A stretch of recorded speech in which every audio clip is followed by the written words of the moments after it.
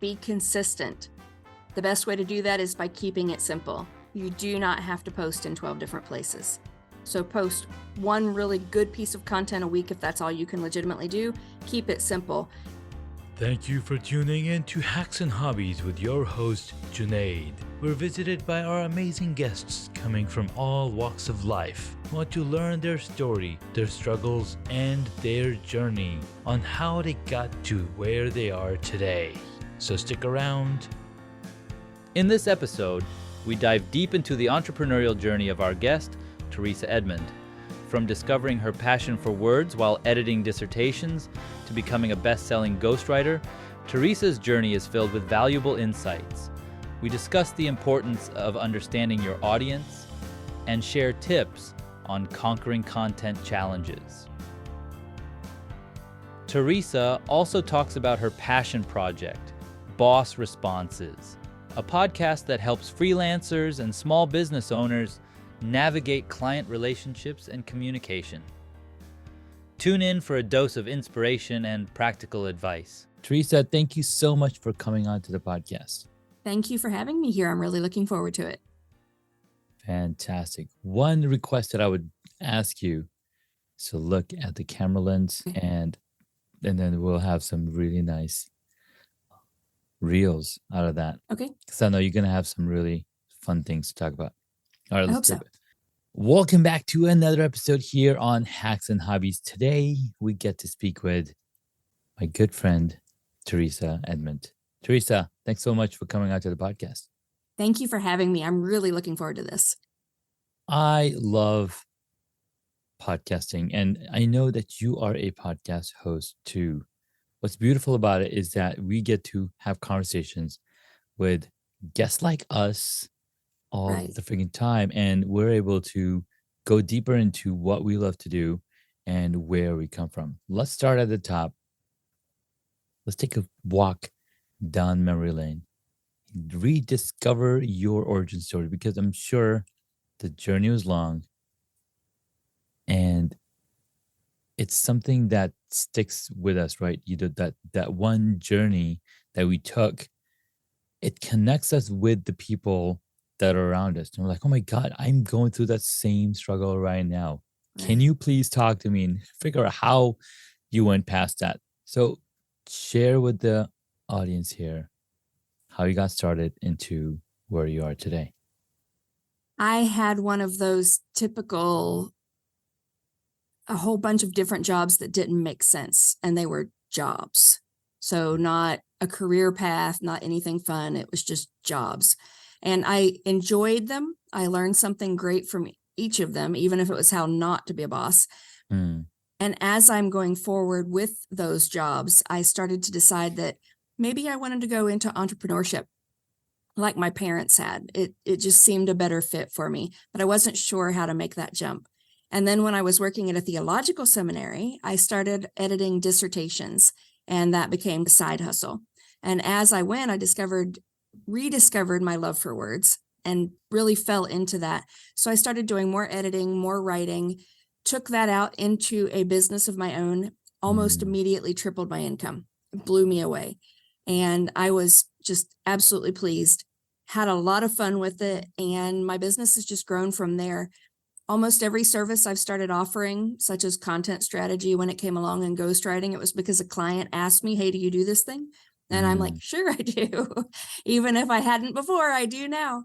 And I really enjoy what I do. So I get to play with words every day. I get to help people take their message and share it with the world in a way that their audience really understands. That's so important. And as I'm teaching marketing and entrepreneurship to my high school students, we talk about the ideal customer all the time. Right. Because if you're messaging, if you're not talking in the language that they understand, you can say goodbye to that dream of being an entrepreneur. Because understanding those audiences, understanding your customer and offering them exactly that is what makes really possible, like the growth of your company. And that's Does. exactly what you did. Yeah. Yeah. I was able to connect with my ideal clients. And from that, I learned more about how to do that for clients when I started doing strategy. I'm always amazed that I've worked with a couple of startups. I work mostly with established businesses and small businesses, but I've found that startups never really have a plan for their content. And that blows my mind. They also make major assumptions about their audience. And those assumptions, I believe, to the very heart of my being, is why so many startups fail. They think they know what their audience wants to hear, and they share what they want to share with their audience, but they're not actually sharing what their audience needs to hear. That's a huge difference, and it's a make or break situation. Man, that's so true. And you're right. There's hundreds of new startups forming literally every single day.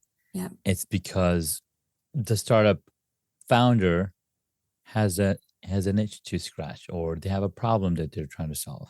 Yep. And sometimes those problems are other people want to solve them also. And sometimes it's just because they want something and it has nothing to do with trying to solve other people's problems.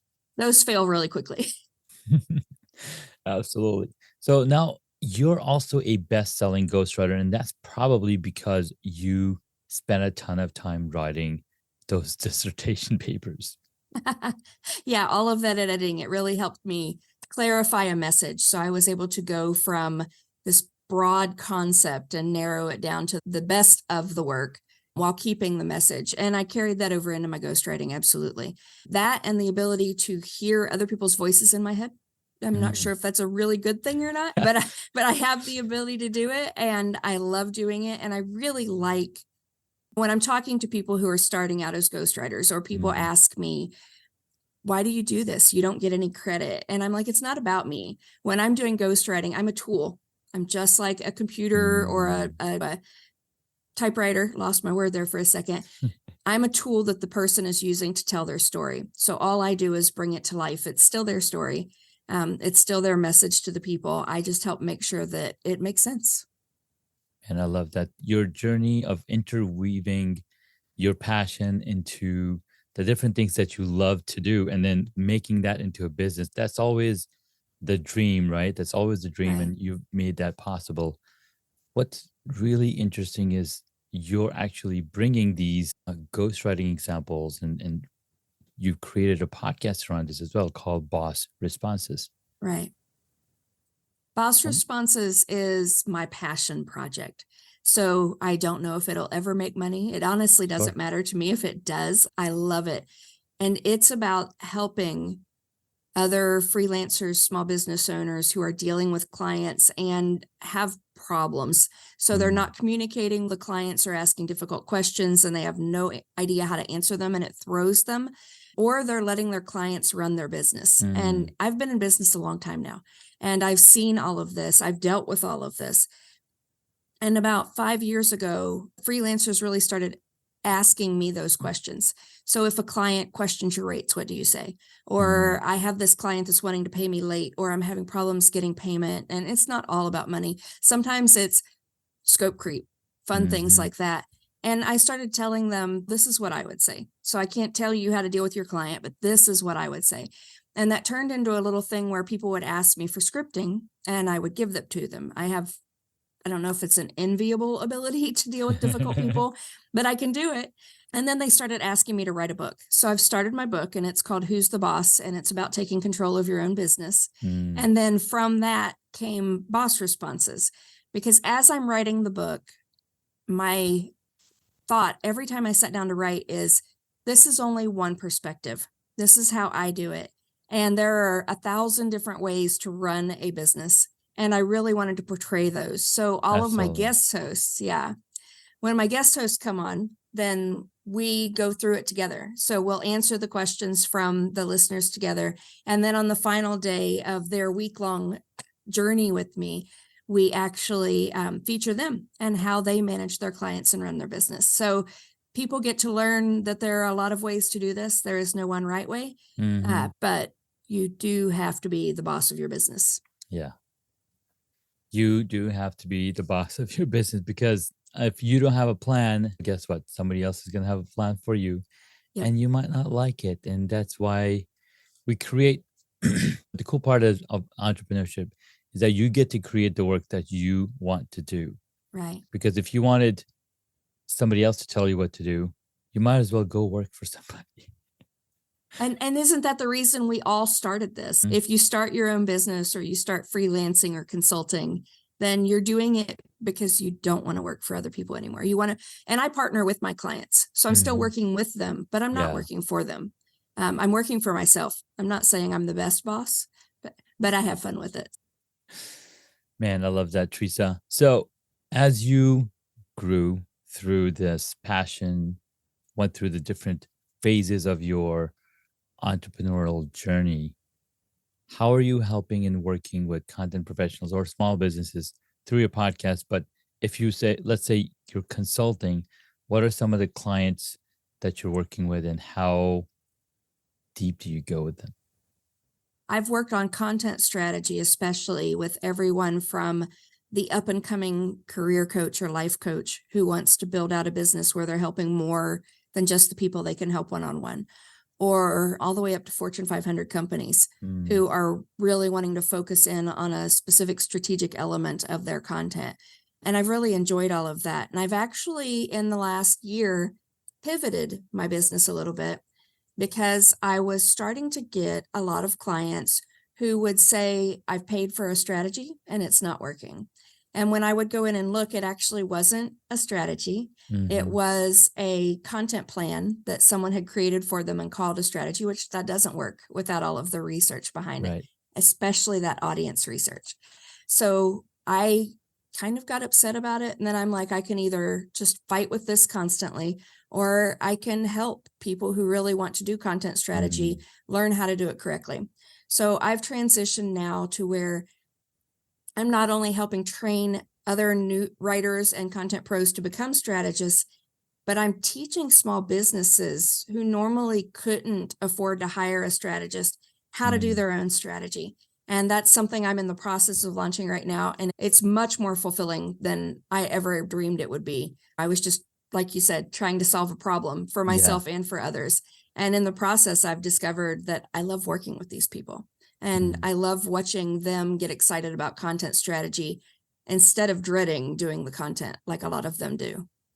Yeah, I think there's a huge difference between creating the content, but then also figuring out a strategy. Once you have that strategy down, then it's so much easier to create the content because now you have a focus, you have a path. It's almost like when you jump in a car and you start driving, like, where am I going? Where are we going? Where are we going? What's for lunch? But as soon as you decide, hey, we're having Baja Fresh for lunch or whatever, or you're going Right. to, what else is there to try to think? In-N-Out Burger. We're going In-N-Out Burger. That was actually fun story. When I was working with my colleagues back in Irvine, every single day, what's for lunch? What's for lunch? And then we even thought of we should make an app that would have selection of all the people that are in the room, and it would like automatically tell us, hey, this is for lunch today. But then we Right. can also it became a game like who's picking about lunch. And then the default was always if you can't figure out what for lunch in 5 minutes, we're all going to In-N-Out because we So all how like many it. times did you go to In-N-Out? I don't know, a lot of times. A Picking lot of picking times. places to eat is always the hardest thing. Hmm. It really is. We were talking earlier about you're teaching your students how to do a business plan. Yeah. And I think when it comes to content strategy and businesses, that the fact that they know they need to do a business plan Hmm. and maybe even a marketing plan, but they don't know that they need a content strategy is baffling to me. It's like that picking where you're going to eat. You need to do content, what needs to be out there. You're not sure what to do though. And there are all of these options, huge menu of content. And I think without a strategy, I always say it's like sowing out a whole handful of wildflowers and expecting a rose garden. You're You using the wrong flour. you do not have a plan, you're not going to get what you want. Yeah. So it's an interesting thing. And I really wish that content strategy was more a solid part of business planning. I think it would save a lot of people a lot of work and So stress. would it content strategy fall into the business plan space or would it fall into the marketing plan? of the things. When I'm doing a content strategy, it does fall into the major marketing plan, or at least it coordinates with it. Yeah. But one of the most important, I have 5 foundational elements. I tell everyone this needs to be in your content strategy for it to work. And one of those is your business goals. So business goals and content go hand in hand, because if your content's not helping you meet your business goals, then what's the point? It's great if it's amusing your audience or educating your audience, but it also needs to be helping you meet your business goals. So I think that it all goes together. And for smaller businesses who are depending on content to bring them clients instead of paid marketing, it's even more important. And I think it's more important than a marketing plan at that point. And then it can grow into a full-fledged marketing plan in the future.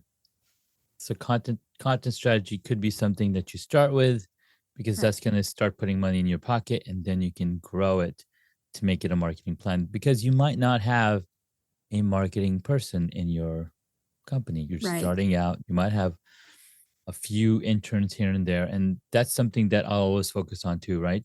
You can do everything, but it's better to bring in the experts, because they're going to enable you to focus on the vision part of why you even created a company. And they're able to execute on all of the ideas that you have. It's the truth. And you get more bang for your buck. So as a business person, I can do my own accounting or I can do my own design, but it takes me 3 hours what it would take a professional 15 minutes to do. It's a waste of time and effort. And you honestly make back the money sooner rather than later. So especially on content, because content is such a long game, if you don't start out right, it takes forever to shift the sails so that you're going in the right direction. Man, I love that so much. Thank you so much, Teresa, for sharing. So let's go deeper into a content strategy. You mentioned 5 things that you focus on. What are the most important things of the 5 that somebody should start thinking about? The most important is the audience. So the 5 overall are incorporating business and content goals, incorporating audience. So it's, like I said before, it's not what you want to tell your audience. It's not telling your audience about your product. It's telling them the problems you solve and how you solve them. And that should be the basis of your communication. Then keeping track of your content and analyzing it on a regular basis to make sure it is doing what you want it to do. Looking at what your competitors are doing. So not necessarily to mimic them, but you need to know if there are gaps in the market. Are there things they're not talking about that are just quite obvious to you? Yeah. That's huge. That's a really good way to get ahead. It gives you that competitive advantage. And also, what are they doing that really is working? So if you're in a business, and I see this all the time, if you're in a business and you're like, I'm going to talk to my people on Facebook because that's where I am, but all of your competitors know nobody's on Facebook, they're all on LinkedIn. If there's a reason that they're not on a specific channel, if they're not doing a YouTube channel or whatever, look and see what it is. Don't assume that you know that. And then, of course, the last foundational element is SEO. And I like to say there are a lot of people out there who believe SEO is content strategy, and that's not true at all. SEO supports your content strategy. It helps you make sure that all of the other parts make sense, and then it helps you keep track of it. But it's a supporting element. It's not a driving element. It is basically a passenger in the car of marketing. It can't really drive until you put in a driver, and the driver's seat, and the content strategy looks as the driver of the marketing car. Yes, it is. We're back to the car analogy. SEO is the co-pilot, but they have to have a map. I like but it. the audience is that backseat driver that really wants you to get to the right place. So sticking with the analogy. It's almost like you order an Uber. Like, I want to get this place. And then so the driver knows where they want to go. And then there's the audience sitting in the back seat. Ooh, I like it. Yeah. And that goes right on into it. The audience, you don't matter in the scheme of things. No, you're just a Your driver. product doesn't even matter in the scheme of things. It's just a tool to solve that person's problem. And if a lot of businesses, this is really hard. It's really hard for businesses to do this. Because you get into it. This is your baby. This is your thing. You're doing this thing. You're really proud of it. But sometimes you just need to step back and say, this isn't all about me. This is Yeah. about my audience and how I can serve them. And if you take that attitude of humility, it will skyrocket your business. You can have an absolute wonderful thing, but you don't sell an Apple Watch by saying it tells time. You just don't. You talk about all the other problems it solves, and they continually do that as their marketing evolves, as their product evolves. It's evolving to solve a problem. It's not evolving because it can. So Yeah, you're absolutely right. And then there's different strategies that they employ themselves to introduce the Apple Watch to the Right. market, right? They're like, oh, we're doing this event. Come check out the Apple Watch. People are trying them on. They have different levels and different people promoting it. There's a whole Yep. bunch. That's And so that's crazy. that touching the product. That's what content does for people, is Yeah. it gives them that tangible way to look at the product and say, oh, no, this really does work for me. Or I didn't even ever know I needed that. It's that special dog lead that allows you to really control an unruly dog. And all of your life you fought with a regular lead and didn't know that lead exists. It's so you're not selling the lead. You're selling a walk with your dog that you enjoy because they're not pulling every minute. And that's shift in perspective makes all of the difference. Man, I And I love think that so much. it's the difference between product success and failure. Tell me this. How would you differentiate between marketing strategy and content strategy? Marketing strategy is your overall marketing strategy for the company. That includes paid advertising, paid social, and then also all of the organic stuff. It also includes a lot of the more specific things like events and demand generation. So the things that you do to really reach out to people, especially if you're in B2B or one of those ranges, then you're going to have more events that you're going to have to go to. You're going to be doing a lot more direct selling, but you still need the content to back all of that up and prove your point. So content, a lot of companies will start out with product marketing and then they move into content marketing. And my view is you should always be doing content from the very beginning because it's how you communicate with your people. And if you're only talking about your product, we go back to that problem again. Exactly. So it's a sticky situation. It is a sticky situation. Focus on the audience and really focus on the content. So content should be at the core of your marketing strategy, and you can build a marketing strategy around content.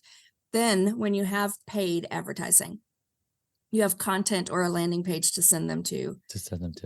Yeah. Or you have gated content. So if you have a white paper or a free downloadable to get them on your newsletter, so then you can do drip campaigns and really help them get to know you in a more personalized way. But all of that's content. So anything that's not paid is content essentially. Teresa, thank you so much. This has been very revealing because now I've been using the internet for the past 30 plus years, right? I'm not sure how long you've been using it, but they talked Since about the beginning. Right, since the beginning. They've been talking about content is king. And then the whole thing shifted right in the middle as social media stepped in. Right. Which People is were- still content. It's still content, but it was one-way content. But now it's user-generated content, UGC. And now they're bringing back the more content of blogs and whatnot. Give us some of the examples of the different type of content that our audience can create for their businesses. Today, I think every business should be focusing on video. Video is just incredibly important. It's a way to get face-to-face with people. Even if it's not your face, you can hire someone else to be your face. Yeah. Video, social media, if and only if your people live on social media. But even still, there are ways to get product out there on social media. And then you have your website content, which is your blog. You have white papers, which are really important for B2B. They show that final sale, all of the benefits if you're selling something that's really high dollar, because you have to know those benefits to move on. Case studies, incredibly important. I think every business should be doing case studies because they show this client or customer used this product, it did this thing for them, look how successful they are. So it can be 300 words, it can be 100 words, it can be a 30-second video, but you need case studies that show your success. So all of those different elements and podcasts.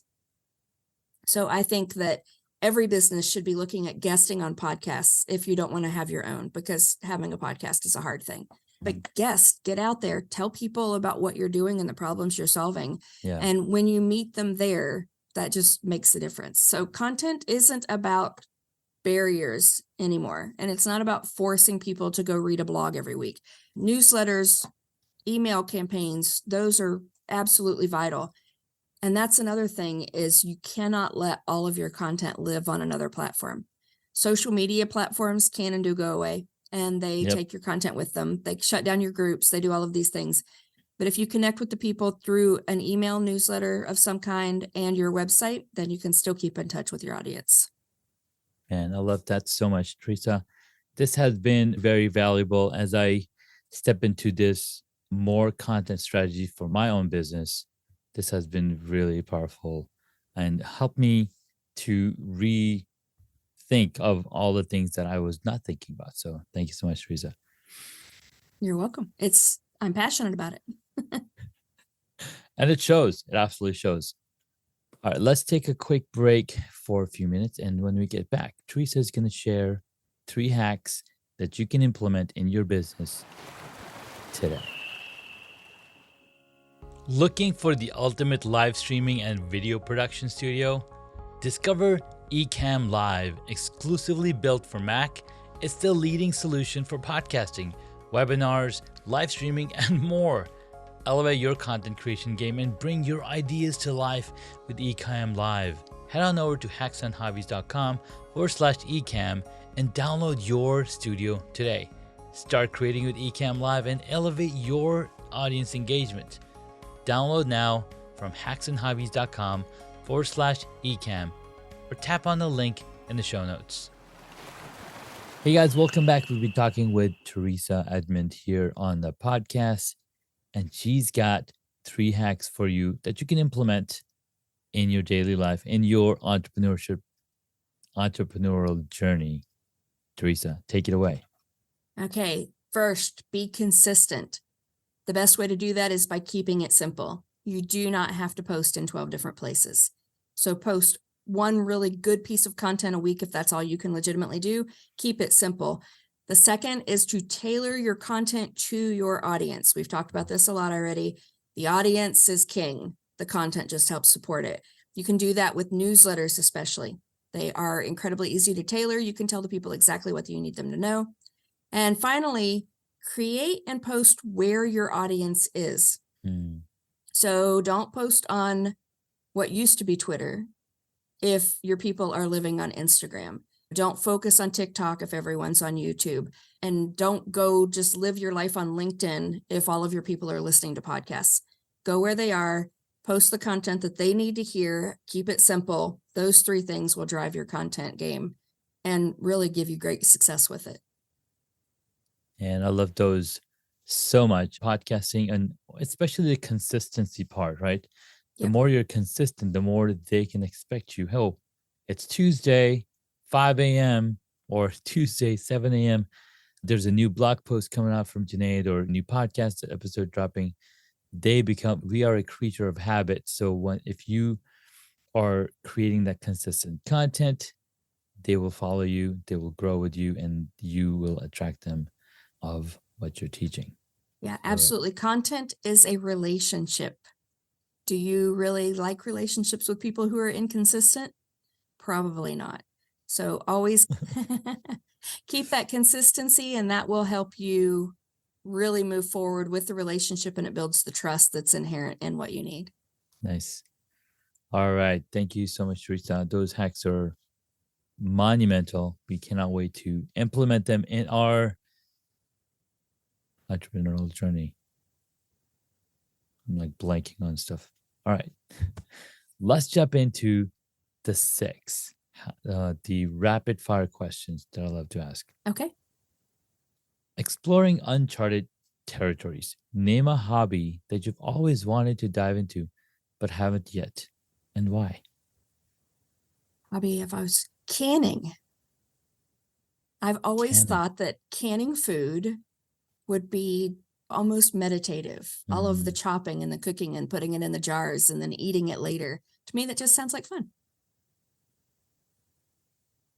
That is a fun That's a fun one. Absolutely, for sure. We've actually had a ton of tomatoes in our garden this year, and I started putting them in jars because apparently the bugs don't get to them, and then put them in the fridge. So Right. that's a fun one. Rewinding time. What childhood dream job did you aspire to, and how does it contrast with your current career? I always wanted to be an author. I read like nobody's business as a child, and I always wanted to be an author. So I've done that in some areas, but I'd really like to try the fiction at some point and see how I do on my own with that. Yeah, I think it'd be fun. That actually reminds me that I wrote a fiction novel with the help of my friend. So I'm going to send this over to you, Okay, and you can tell me, because I'm sure you're a really fast reader. I'm I not a am. fast reader. Okay. So it's 13,000 words, and we've got like few chapters. It's a character my daughter came up with. So I was like, okay, let's go deeper. And so now it's like a novel, a fiction novel for like teenage kids or whatever. Oh, So that sounds you can tell me what you think of it and how we can make it even better, because I want to eventually publish it. I have a question. My daughter is 5 years old. Mhm. She cannot be the author for the book. She could. She She could be a could. co-author with you. Yeah. Okay, co-author. I think that's a good idea. So we'll put me and herself as a co-author Yep. on there. That's a good idea. Because we did publish a children's storybook for my son, who was 10 years old at the time when we published it. And it's got simple words. I think it has a few pages. So that was a fun experience as well. Yep. All right, And if next it's up. her story, you can even do the with. So her name is the author, and with you as a driving force in the creation of the thing. All right, I like it. We'll talk further on this. From screen to life, can you share a movie or TV show that not only entertains you, but also offers a lesson that resonates with your life or career journey? Ooh. I think I'm going to say White Christmas, simply because they had unexpected detours. They ended up doing things they weren't expecting to do. They still jumped in with both feet, and they came out successful and happy in the end. That's so cool. I like it. All right, next up, imagining yourself on the silver screen. If you could embody a character from any movie, who would it be, and how does this character's journey mirror or contrast with your own? Ooh, now that one's a hard one. I know. It went way deep down there. Let's go with Persuasion, the main character in that. She is very much a bookworm, very much the serious person in her family, and has suffered through life's disappointments and then finds happiness later in life. And I think because she pursued what she believed in. Yeah. And I think that's a great lesson to take away. I'd love to do that. Man, I like that so much. Navigating through the world of superheroes. Who's your favorite, and is there a particular trait they possess that you wish to embody or believe you already do in your professional life? Gosh, I'd love to be snarky like Iron Man, but I don't pull that off really well. I do love his brains, though. And the fact that he's willing to just jump out there. I'm going to go with Iron Man. Just that ability to step out and take risks and create new things, even if they don't work. And then to really be there for the people that matter. I think that's valuable as well. Just watching Iron Man 3 last night. I love these reruns. And in one of the scenes where Tony's hyperventilating because he's thinking about the New York event, and this kid is on the phone, and he's like, "You did it. You just mentioned it. And it's okay. Just breathe. Just breathe." And then he told him, "Well, aren't you the mechanic? Can't you like fix your heart?" And Tony immediately calms down. He's like, "Yeah, I can just build something." And then he goes to the shop to collect all these things because he was hoping that Mark 42 was ready, but of course he didn't have the same power at this garage. So it was slowly charting. He's, "Oh my God, how am I going to go there without my suit?" You're the mechanic. Figure it out. Okay, figure it out. And then that's where he thrives. That's where he really thrives. If he can't figure something out or he's depending on something, like, oh my God, how am I going to do this? So He's a I love that problem character. solver. And I'm very much a problem solver. Yeah, I love that. I love that so much. All right, and last up, if your career or personal journey was a board game, which one would it be and why? Ooh. Clue. Because I never know what's going to happen or who's going to enter my life, Sure. clients or otherwise. And the results are always surprising in the end. Even if you think you know where it's going, sometimes it'll throw you for a loop. So definitely Clue. Nice. I like that so much. Teresa, thank you so much for your time. This was a ton of fun. Definitely enjoyed a lot of this conversation because it falls right into where I grew up in, creating content on blog posts, creating content via images and videos and building sites and whatnot. So this is absolutely my jam as well. Thank you very much, Junaid, for having me here. I've really enjoyed the conversation. Yay. I love hearing that. All right, last up, where can the Superpreneurs find you? I can be found at bossresponses.com. That is the podcast and all things content strategy.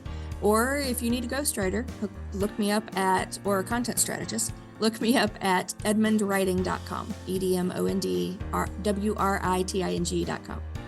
I love it. Thank you so much, Teresa. We'll be sure to include those links in the podcast show notes, and we'll catch you in the next episode. Thank you for listening to Hacks and Hobbies. You can find additional information on the guest today on the website hacksandhobbies.com. Please feel free to subscribe to the podcast so you don't miss out on upcoming interviews with amazing guests.